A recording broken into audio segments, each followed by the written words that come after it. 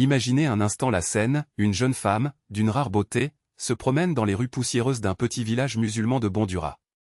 Son cœur était pur, sa foi inébranlable et tous ceux qui la connaissaient n'hésitaient pas à la qualifier de bonne personne. Mais le destin, cruel et imprévisible, lui réservait un avenir que personne ne pouvait imaginer. Son père, un homme aux principes stricts, n'accepterait jamais que sa fille ait des relations avec quelqu'un en dehors des coutumes locales. Cependant, la vie a ses propres projets. Cette fille, si pleine de rêves et d'espoir, a trouvé un amour interdit, un sentiment qui grandissait en silence, comme une graine plantée dans l'obscurité.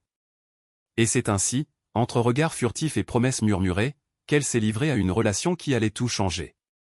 Le mariage était programmé, les traditions suivaient leur cours, mais quelque chose était sur le point d'ébranler cette communauté. Une vidéo, enregistrée en secret, a commencé à circuler parmi les habitants. Dans celui-ci, la vérité nue éclatait, la jeune femme, tant respectée, avait été victime d'un piège cruel. Sa pureté, son honneur, tout a été exposé sans pitié. Et maintenant, ce record se répandait comme une traînée de poudre, menaçant de détruire non seulement sa réputation, mais aussi sa vie. Vous, qui regardez ce rapport, avez le pouvoir de faire la différence.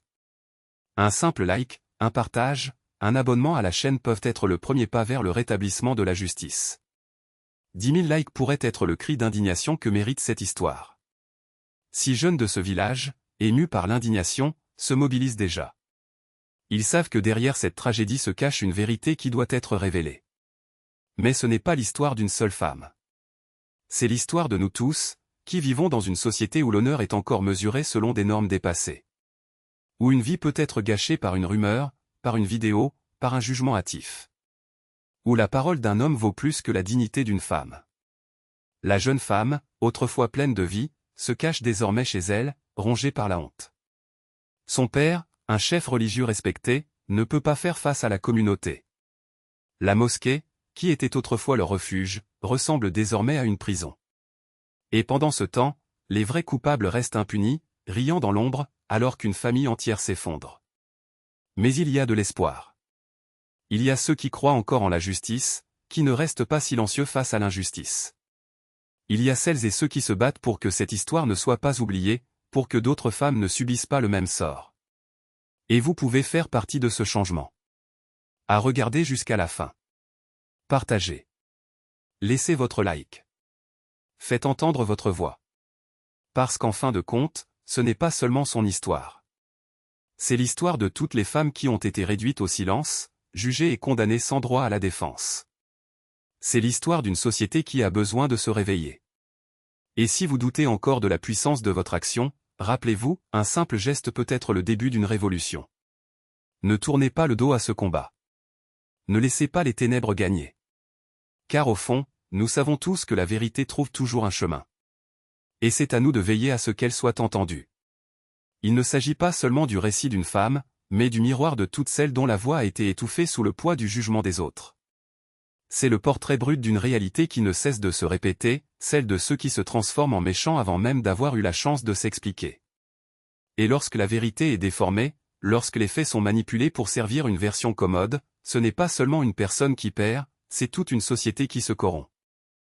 Mais voici la question brûlante, combien de temps allons-nous laisser la peur dicter les règles? Jusqu'à quand accepterons-nous que la justice se mesure à la force de celui qui crie le plus fort, et non à la raison de celui qui dit la vérité? Chaque fois que nous nous ignorons, chaque fois que nous détournons le regard, nous nourrissons le monstre qui pourrait un jour nous dévorer à notre tour. Parce que l'indifférence n'est pas la neutralité, c'est la complicité. Et si vous pensez toujours que cela n'a rien à voir avec vous, détrompez-vous. Pensez à la mère qui est qualifiée de négligente pour avoir revendiqué des droits fondamentaux. Pensez aux professionnels qualifiés de « difficiles » pour ne pas se plier aux injustices. Pensez à la jeune femme qui est coupable avant même d'être entendue. Ces histoires ne sont pas des exceptions, elles constituent la norme. Et le schéma ne change que lorsque quelqu'un décide de le rompre. N'attendez pas que le changement vienne d'en haut. Cela commence sur le terrain, dans les petites résistances du quotidien, dans le « non » dit avec fermeté, dans la vérité partagée même quand elle fait mal, dans la main tendue à ceux qui sont restés sur place. Parce que la justice n'est pas un privilège, c'est un droit. Et les droits ne sont pas accordés, sont conquis.